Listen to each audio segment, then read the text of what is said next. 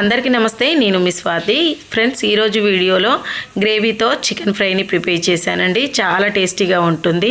ఎక్కువ గ్రేవీ లేకుండా చాలా బాగుంటుంది. వేడివేడి రైస్లోకి, సాంబార్ రసం పెట్టుకున్నప్పుడు ఇలా ఒకసారి ట్రై చేయండి.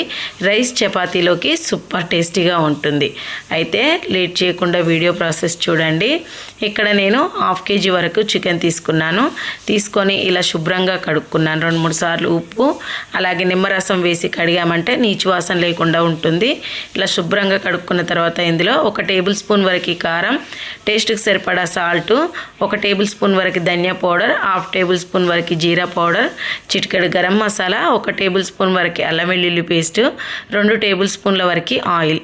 ఆ తర్వాత 1 కప్పు వరకు తియ్యటి పెరుగును వేసుకొని 1/2 టీ స్పూన్ వరకు పసుపు వేసుకొని బాగా మిక్స్ చేసుకోండి. బాగా కలిపేసుకొని ఒక 1/2 అవర్ పాటు మూత పెట్టి పక్కన ఉంచారంటే ముక్కకు ఉప్పు కారం మంచిగా పడుతుంది. వేసిన మసాలాలు ఇలా బాగా మిక్స్ చేసుకొని మూత పెట్టేసి ఒక అరగంట వరకు పక్కన ఉంచుకోండి. ఇప్పుడు పొయ్యి మీద ఒక ప్యాన్ పెట్టుకొని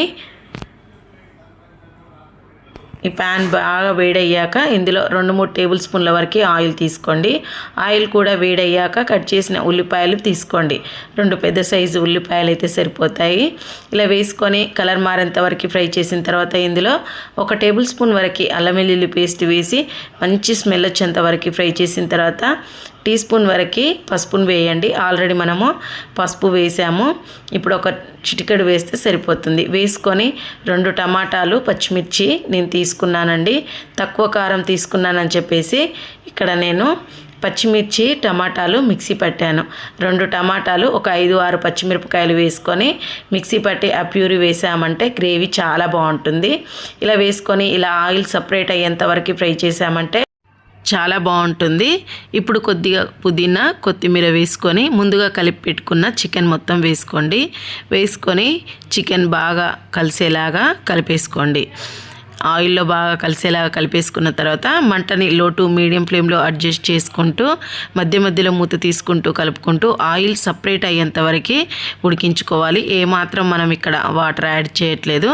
ఇలా ఆయిల్ సపరేట్ అయ్యేంత వరకు మూత తీసుకుంటూ కలుపుకుంటూ ఇలా ఉడికించుకున్నారంటే ఎంతో టేస్టీగా చికెన్ గ్రేవీ కర్రీ రెడీ అయిపోతుంది.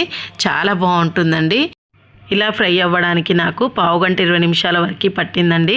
ఇలా ఆయిల్ సపరేట్ అయితే చాలా బాగుంటుంది కర్రీ. వాటర్ యాడ్ చేయకుండా మంచి టేస్ట్తో చాలా బాగుంటుంది. ఇలా ఒక్కసారి ట్రై చేశారంటే పూరీ, చపాతీ, బగారా రైస్లోకి చాలా బాగుంటుంది. డిఫరెంట్ ఫ్లేవర్తో ఒకసారి ట్రై చేయండి. ఇప్పుడు కొద్దిగా గరం మసాలా, ధనియా పౌడర్ వేసుకొని మళ్ళీ కొద్దిగా కొత్తిమీర వేసి స్టవ్ ఆఫ్ చేసి పక్కన దింపేసుకున్నారంటే ఫ్రై రెడీ అయిపోయినట్టే. అంతే అండి, చాలా టేస్టీగా ఉంటుంది. ఈ వీడియో మీకు నచ్చితే కంపల్సరీ ఒక లైక్ చేయండి. మరిన్ని టేస్టీ ఈజీ రెసిపీస్ కోసం స్వాతి హోమ్ థాట్స్ ఛానల్ని సబ్స్క్రైబ్ చేసుకోండి. వీడియో నచ్చితే కంపల్సరీ లైక్ చేయడం మర్చిపోవద్దు. నచ్చితే ఒక లైక్ చేసి సబ్స్క్రైబ్ చేసుకోండి. మరొక మంచి వీడియోతో మళ్ళీ కలుసుకుందాం. Thank you.